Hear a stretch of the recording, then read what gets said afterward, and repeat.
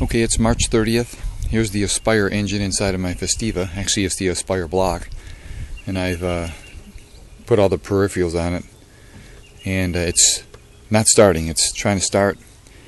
When I have the key to the on position, it starts up for a few seconds and dies. And when I put the key to the on position, it starts up, and then I give it some gas, and it'll start revving up. But as soon as I let go of the key and it goes back to the on position, like you normally would after a car starts, it goes for 2 or 3 seconds and dies. Sounds good, but it dies. I got a new distributor cap here, and as you can see, there's a couple main harnesses. This one harness here comes from near the battery down below there, comes up here, and it's got a main jack here that goes into the intake manifold electronics. That seems to be okay. That's hooked up properly, it seems. Then it's got another wire coming down here, going down and around to the oxygen sensor. That seems to be okay. There doesn't seem to be a problem with that. The wire goes down there to the oxygen sensor. Now, I don't know what happens if the oxygen sensor is bad, if the condition would be what it's happening now, that it would start and cut out. But anyway, the wire seems good. The oxygen sensor came off the Festiva. It went on all right. And another wire is a little black wire right here that's going around, and I've got it attached to the block right here. I think that's a ground wire. That's not sure. I guess it is a ground wire, and I put it there. I think that's what it was on the original block also. So that's the 3 things that are coming off this harness. This is the other main harness right here. A lot of stuff comes off of this. These 3 things right here, even on my old Festiva, were not connected. I don't know what they're to. Maybe the carburetor model or what, or something else, but I could tell by the dirt inside of them that these 3 connectors weren't connected to nothing. And they can't connect to anything on this new motor because there's nothing here. I've got everything else plugged in. This wire that comes out here, this piece goes to the starter. These 2 wires right here, they go down to the starter, as you can see. Main wire, that's to the starter, and I got the main wire here. That's going to the starter there. And here's the main bigger wire going right here to the starter. That's okay. That seems, the starter starts, it works, it initiates properly. Got another wire going way over here, and it travels over to the alternator. I'll go over here to the alternator side and show you. Those 2 wires, one there, that plugs in the alternator, that's fine.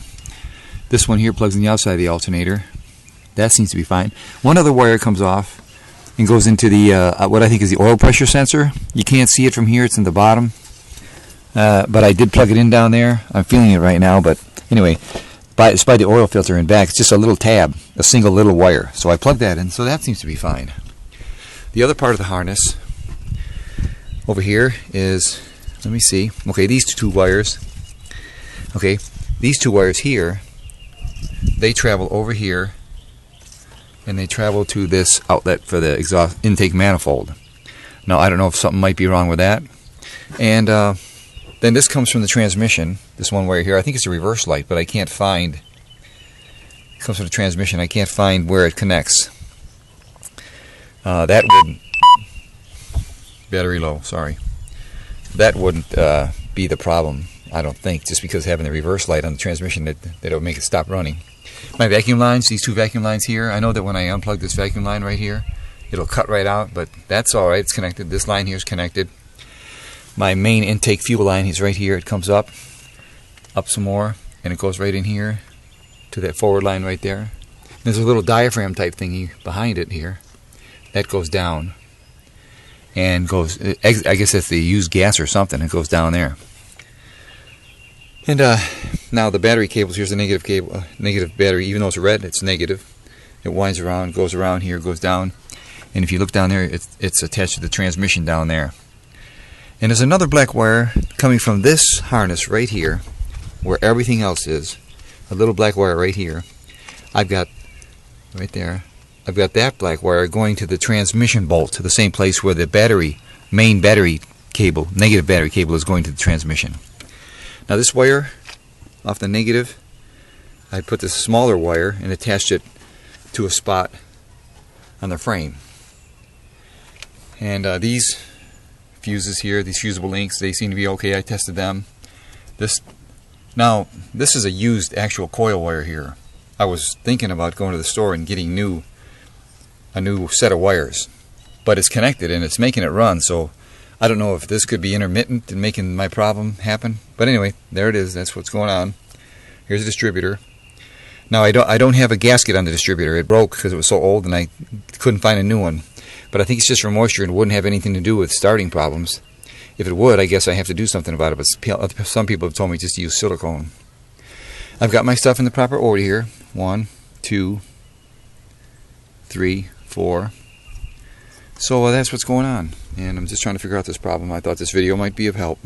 But there's the Aspire engine. Oh, one more thing, and very important, and could be my problem.